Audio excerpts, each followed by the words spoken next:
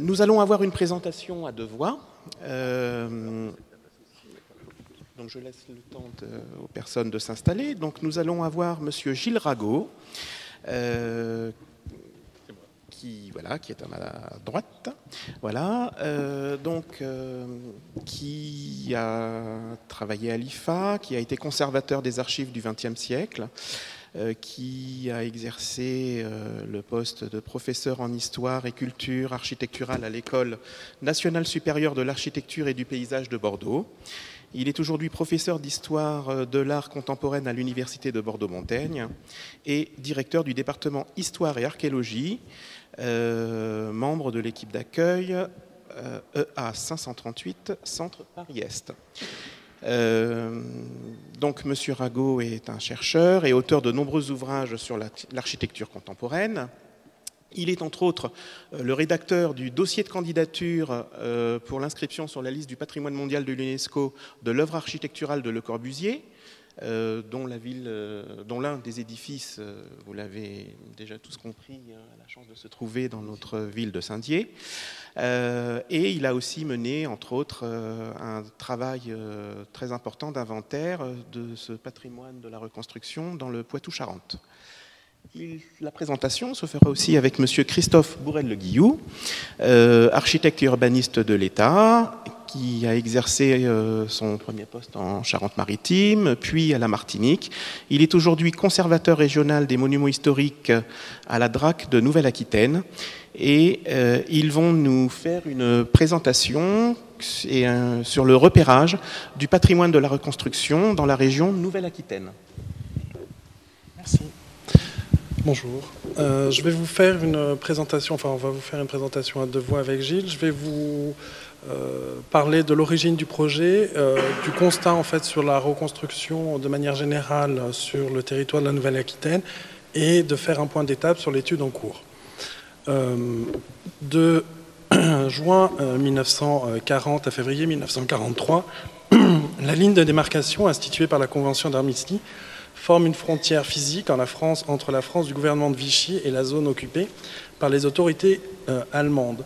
Sur les 1200 km que forme cette ligne, plus de la moitié des départements touchent la Nouvelle-Aquitaine. En parallèle, les forces d'occupation décident de construire des positions défensives sur l'ensemble du littoral en raison de la crainte d'un débarquement. À cela s'ajoute en fait un renforcement des protections de tous les grands ports qui abritent les bases de sous-marins allemands et italiens. L'ensemble est complété par un certain nombre de batteries à proximité des ports, des plages et sur les îles. L'organisation TOT, le service du travail du Reich, ainsi que les unités du génie de l'armée sont chargées conjointement des travaux. Toutes ces infrastructures concourent à la protection des sites, modifient profondément les paysages naturels et urbains. Ces positions stratégiques feront l'objet de lourds bombardements par les Alliés dès 1940, et ce jusqu'à la résolution du conflit. Ainsi, dans la région Nouvelle-Aquitaine, de nombreuses villes ont souffert de bombardements intensifs, comme Angoulême, Biarritz, Bordeaux, Cognac, mais pas par la partie viticole, mais la partie base aérienne, La Rochelle, La Palisse et évidemment Royan. Quoi qu'il en soit, après la Seconde Guerre mondiale, il a fallu panser les plaies des Français traumatisés par le conflit. Au total, dans la région, on compte 780 communes qui sont ravagées en mai 1945. Le plan Marshall permet en partie à l'État de financer les reconstructions du pays. Le décret de 1944 crée le ministère de la Reconstruction et de l'Urbanisme, dont vous savez tous les attendus. Quoi qu'il en soit,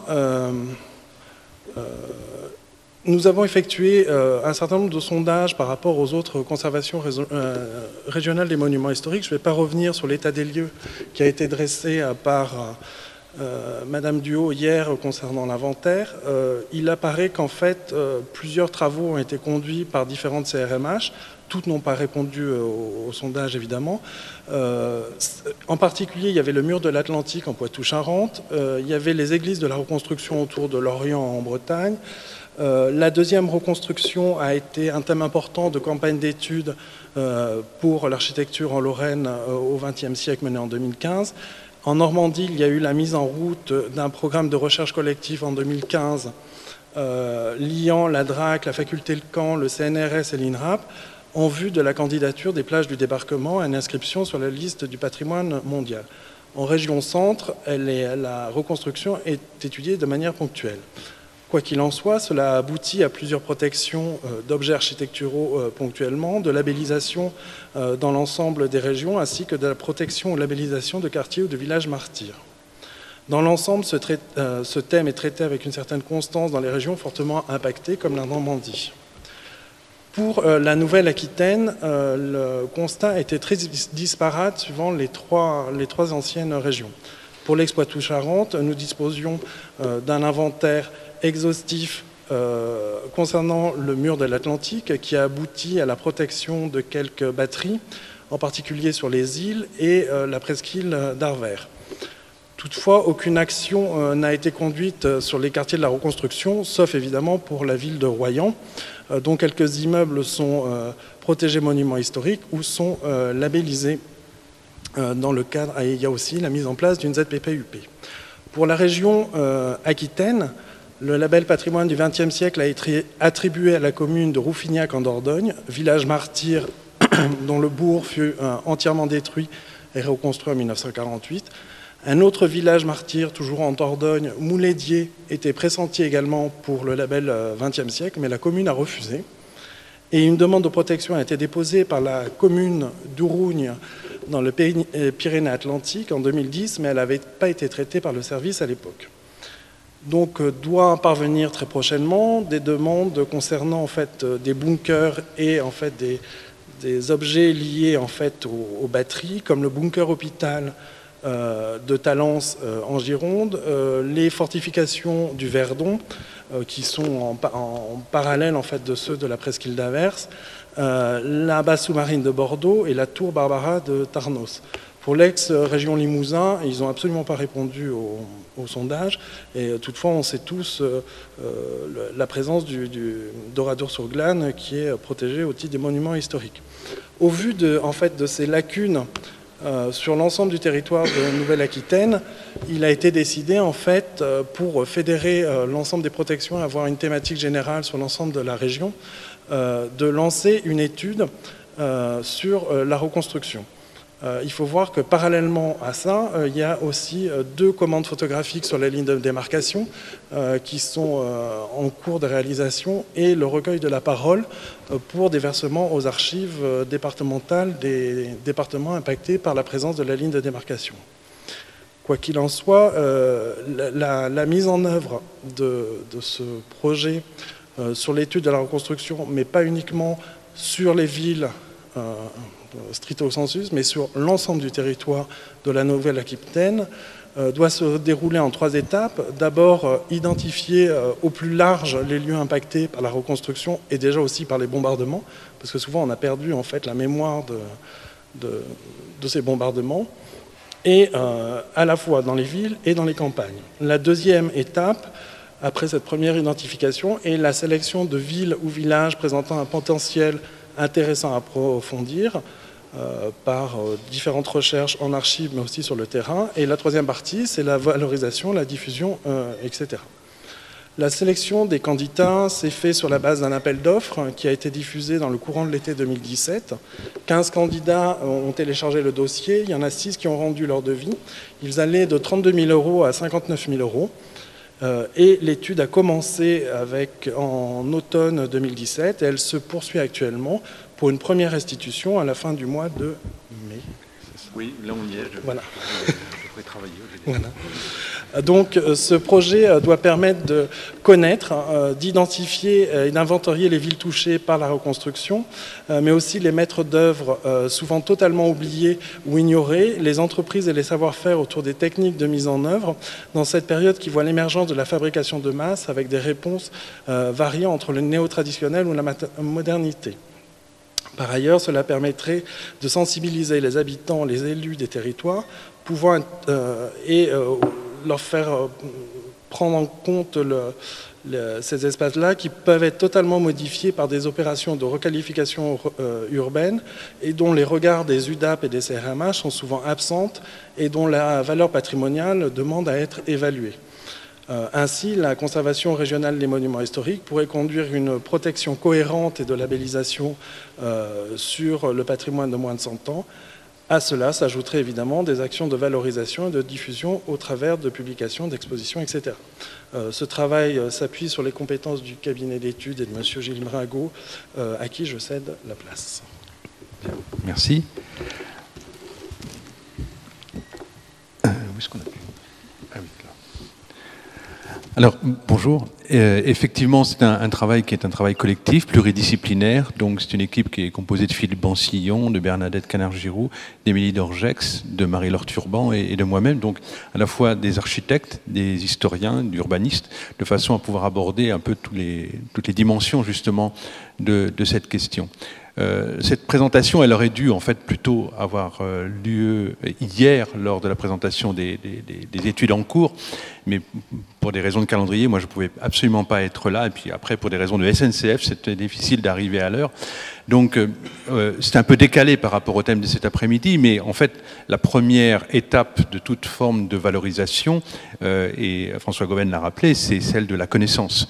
Et donc Christophe Bourrel-Le Guillou l'a indiqué, pour ce qui est de la Nouvelle-Aquitaine, on reste sur un manque d'informations, même si quelques sites comme Oradour-sur-Glane, comme Royan, comme Mouledier ou Rouffignac ont déjà été assez bien étudiés, ou bien étudiés.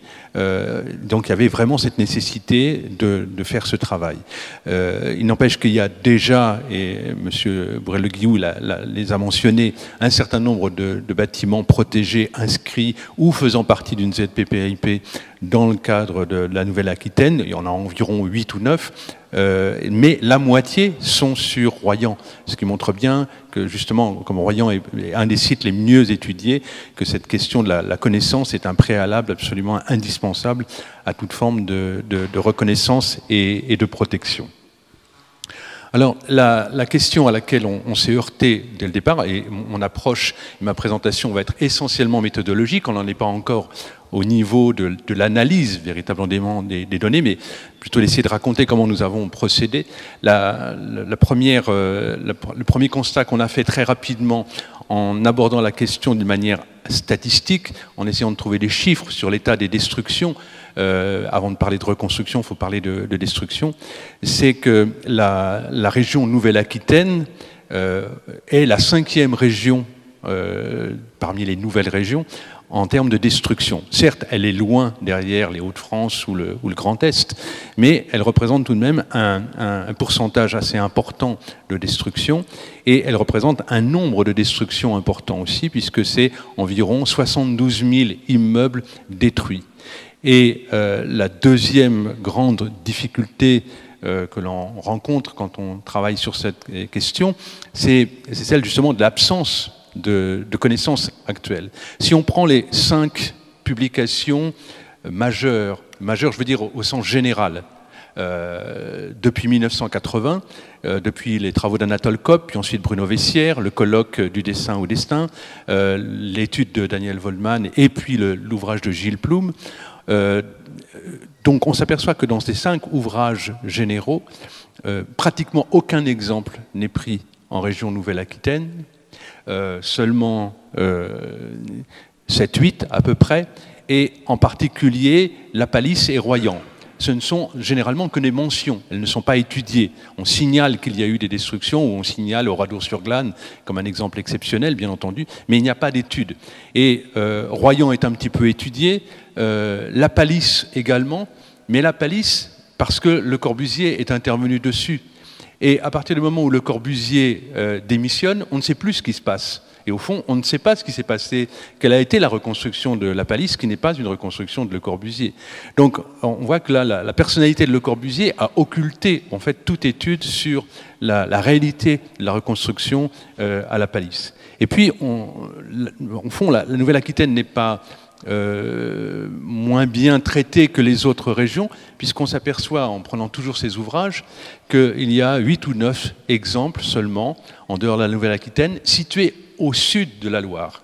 Donc en fait, toutes les études jusqu'à présent se sont focalisées sur cette espèce d'arc un peu sinistre qui va de la Bretagne jusqu'à l'Alsace, où sont concentrés 75% des destructions. Donc il y a vraiment une nécessité de s'interroger à ce qui se passe en dessous de la Loire, où certes les destructions ne sont pas de la même ampleur, mais où elles sont réelles, où elles sont accompagnées de drames humains également, et où les questions liées à la reconstruction se sont posées dans les mêmes termes, peut-être pas toujours dans les mêmes termes d'ailleurs, parce qu'une part de cette reconstruction est peut-être plus rurale, ou liée à des petites villes qu'à des centres urbains importants.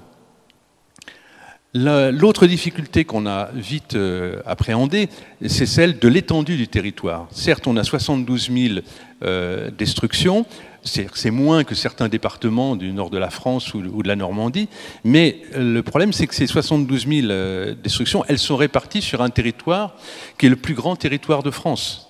La Nouvelle-Aquitaine est la plus grande région en surface, elle représente 15% du territoire français.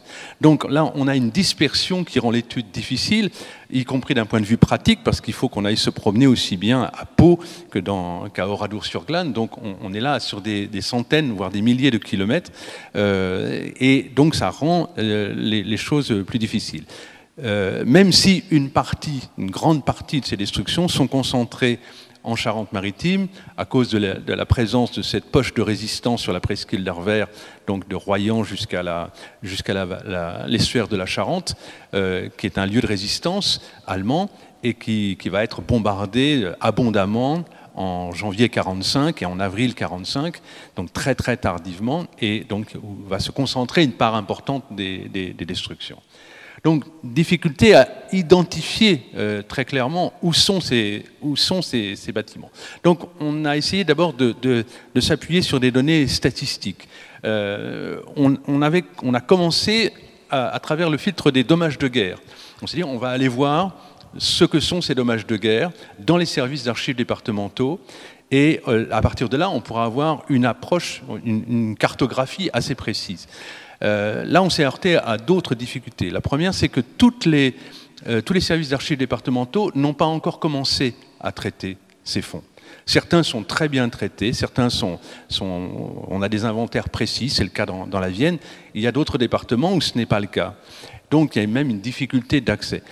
L'autre difficulté, c'est que ça représente peut-être 90 000 à 100 000 dossiers. Donc, il est évident que même si vous nous donnez 10 ans et que vous nous payez pendant 10 ans, d'abord, ça va coûter très cher, ça sera inutile et on ne s'en sortira pas. On ne pourra pas traiter ces 90 000 ou 100 000 dossiers. Parce que dans ces 100 000 dossiers, il y a bien entendu des dossiers concernant des destructions de bâtiments, des bâtiments qui ont été entièrement rasés, mais il y a aussi beaucoup de réparations et il y a également beaucoup de biens mobiliers, jusqu'au pot de chambre émaillé qui a été volé par les troupes allemandes au moment de leur fuite. Et tout ça, c'est consigné. Enfin, il y a un inventaire qui est absolument hallucinant, d'ailleurs. Quand on compare par rapport aux millions de morts, des réclamations sur un pot de chambre émaillé, ça paraît quelque part assez dérisoire et pathétique. Donc, il y a nécessité de filtrer. Donc, comment arriver à filtrer? Alors, on a recoupé également avec toutes les données statistiques qu'on peut trouver aux archives nationales. Le MRU a fait des tableaux statistiques par département, parfois par commune également, donc à différentes périodes de la reconstruction, et ce, dès 1945. On en trouve aux archives nationales, on en trouve aussi dans les archives départementales. Et en recoupant ces données statistiques, les données, ne serait-ce que le nombre de dossiers de dommages de guerre qu'il y a par commune, dans les inventaires, sans ouvrir même les dossiers, on a pu élaborer une première liste. C'est celle dont parlait M. Borel-Le-Guillou, c'est-à-dire 760 communes qui sont concernées à des degrés très divers par la reconstruction. Soit de simples réparations, soit des villes entières qui ont été détruites. Donc, ça, c'était une première liste à partir desquelles il fallait travailler. Comment arriver à filtrer ce qui est vraiment intéressant? Alors là, on est reparti d'une chose évidente, c'est que la reconstruction, c'est d'abord un problème de destruction. Et donc on s'est plongé dans les études d'historiens locaux qui ont souvent travaillé sur les faits de guerre, sur la pratique de la résistance, et qui mentionnent donc les lieux où ont eu lieu, où se sont déroulés des combats, des lieux où il y a eu des bombardements. Et donc ça nous permet là d'avoir des listes de sites où il est possible qu'il y ait eu des destructions. Et donc on a recoupé cette liste avec la première que nous avions établie, et ça nous a permis de réduire déjà notre liste de manière considérable pour arriver à 131 communes ou sites sur lesquels potentiellement il y a une destruction.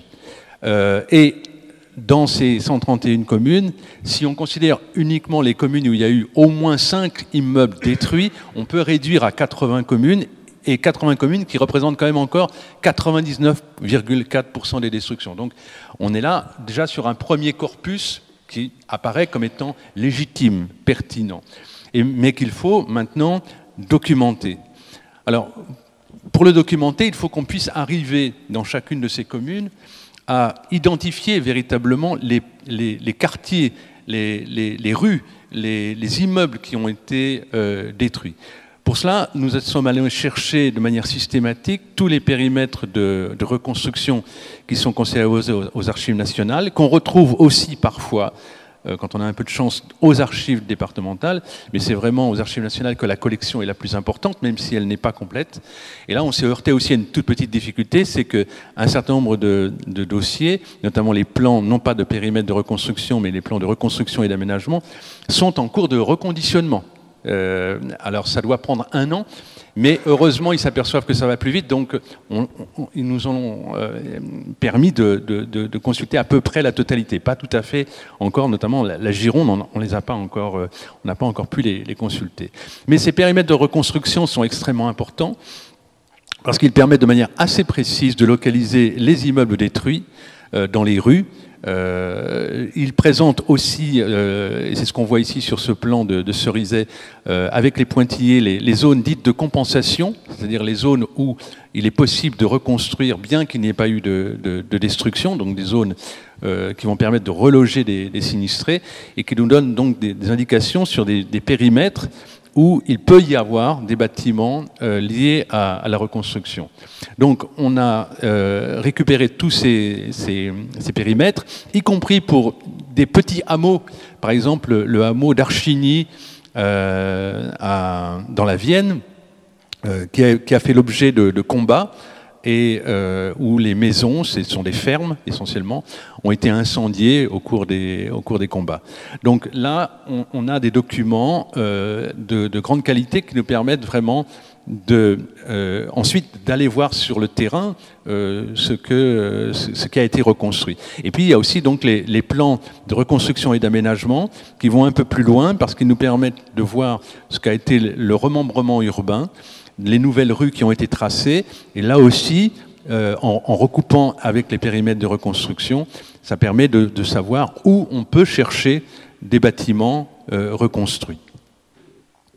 L'étape d'après, alors oui, il y a un autre type de document un peu plus rare qu'on peut trouver aussi, qu'on a trouvé notamment pour Biarritz, mais également pour Châtellerault dans la Vienne, c'est les plans d'impact des bombes. Donc c'est des documents qui ont été dressés généralement dans les jours ou dans les semaines qui ont suivi les destructions. Ce sont des documents qui ne sont pas très précis parce que l'impact rouge comme ça, le point rouge à côté d'une rue, on ne permet pas exactement de savoir où c'est tombé et quels bâtiments ont été touchés, mais c'est un document qui peut compléter justement les documents précédents.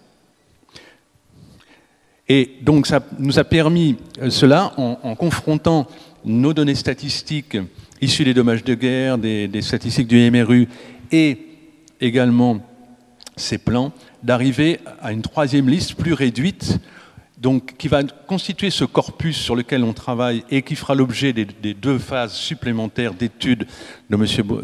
Bourrel-Le Guillou a parlé. Donc on sera sur un corpus entre 41 communes et 50 communes, mais qui reste qui reste représentative au niveau des destructions.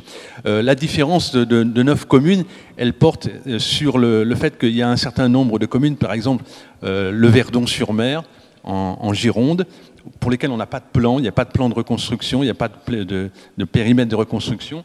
C'est une commune assez vaste, c'est une commune où les bombardements n'ont pas touché le village lui-même du Verdon. Donc les destructions, il y en a quelques dizaines, sont éparpillées sur un territoire assez important, sans pour nous aucun moyen de savoir, sauf à aller dépouiller les dommages de guerre et là essayer de retrouver les adresses anciennes de ces bâtiments. Donc on sera entre 40 et 51 communes.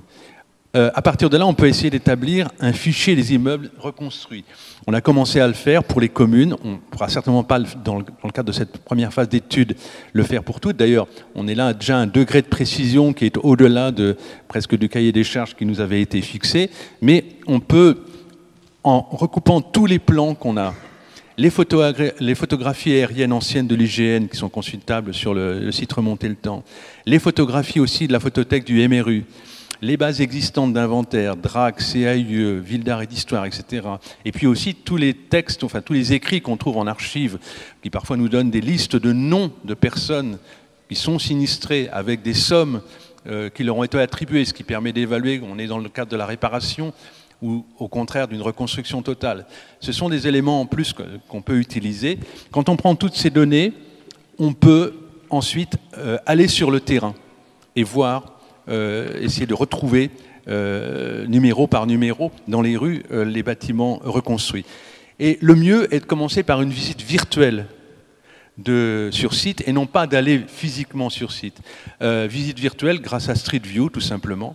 Pourquoi ? Parce que ça permet, en faisant cela, de confronter en permanence, de passer de l'objet qu'on voit grâce à Street View à tous ces documents d'archives qu'on a. Quand on est sur le terrain, on ne peut pas avoir tous ces plans, on ne peut pas faire des interrogations sur Internet en temps réel. Donc, commencer d'abord par cette visite virtuelle pour ensuite passer pour vérification à une visite réelle. Je prendrai juste un exemple, à Biarritz, qui est une ville où c'est très difficile à savoir ce qui a été reconstruit parce qu'il y a visiblement eu une volonté pour que ça ne se voit pas, la reconstruction. D'ailleurs, à un moment donné, dans les discussions sur le plan de périmètre de reconstruction, il est dit que les Biarros se sont prononcés pour un remembrement à minima. Il faut surtout qu'on retrouve l'état ancien. Et donc, il y a très peu de différence entre l'architecture de la fin des années 30 et celle des années 40. Donc, à l'œil nu, même avec un peu d'habitude, ce n'est pas les types de bâtiments comme on en voit ici à Saint-Dié ou à Orléans ou ailleurs. On est là dans quelque chose de beaucoup plus difficile à identifier. Si on prend juste le petit secteur là avec les 3 maisons qui ont été détruites et qu'on essaye d'identifier, en recoupant avec donc on est à le périmètre de destruction, de reconstruction, on voit sur la photographie aérienne de 45, qui n'est pas très précise dans le cas présent, une zone toute blanche qui correspond bien à ces destructions, donc ça confirme bien que ça a été détruit. En allant sur place, on trouve cet immeuble qui stylistiquement présente quelques éléments qui peuvent nous faire penser à un bâtiment datant des années 45, 50, 55, notamment une modénature toujours très appuyée qu'on trouve dans la reconstruction, des encadrements de fenêtres, de portes très marqués. Eh bien, on peut, là aussi, en recoupant avec les photos du MRU, qui généralement ne sont pas identifiées, c'est-à-dire que les photos du MRU, elles sont bien, mais il n'y a pas d'adresse, donc très souvent, on ne sait pas où c'est. On voit là que c'est un document donc, qui se trouve déjà au MRU.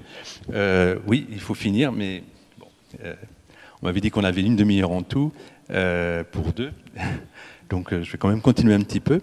Là, ça nous donne le nom de l'architecte, Soupre. Là, on peut recouper avec les listes d'architectes agréés par le MRU. On en a dénombré plus de 500 pour la Nouvelle-Aquitaine. Donc, ça peut nous donner là accès à des documents supplémentaires. Et ça va nous permettre d'établir comme ça des listes assez précises d'immeubles. Par exemple, sur Biarritz, on en a repéré 78, alors qu'on en avait 80 entièrement détruits. Ce n'est pas forcément les mêmes lieux, mais on pense là donc d'avoir à peu près tout vu. Et c'est la même chose sur d'autres villes. Sur des petits hameaux où on n'a aucun plan, ce travail d'enquête, de repérage, de recoupement des informations permet parfois même de proposer une cartographie, voilà une carte qu'on a fait nous-mêmes, des immeubles détruits dans un petit village, Pleuville, en Charente. Donc les premiers résultats, je finis, on va fournir la base de données, enfin les éléments d'une base de données donc, à différents niveaux, donc plusieurs listes plus ou moins informées. Évidemment, on sera beaucoup plus précis sur les 40 et quelques communes que sur les 130 initiales. Sur les 41 communes, d'ailleurs, qui représentent 84% des destructions, nous allons présenter des fiches complètes avec les lieux de destruction, les zones concernées, les listes de bâtiments qu'on a identifiés, quelques photographies. On aura des annexes très complètes aussi, puisqu'on repère d'un point de vue photographique. Et évidemment, les sources, les documents consultés, la bibliographie, lorsqu'il y en a une. On établit une cartographie en parallèle de ce travail. On fournit une base documentaire donc avec tous les documents utilisés. Et on va aussi, et là je ne développerai pas, commencer à esquisser quelques pistes de recherche qui pourraient être développées dans les phases postérieures évoquées par M. Bourrel-Le Guillou. Voilà, je vous remercie beaucoup et je me suis désolé d'avoir un peu dépassé le temps.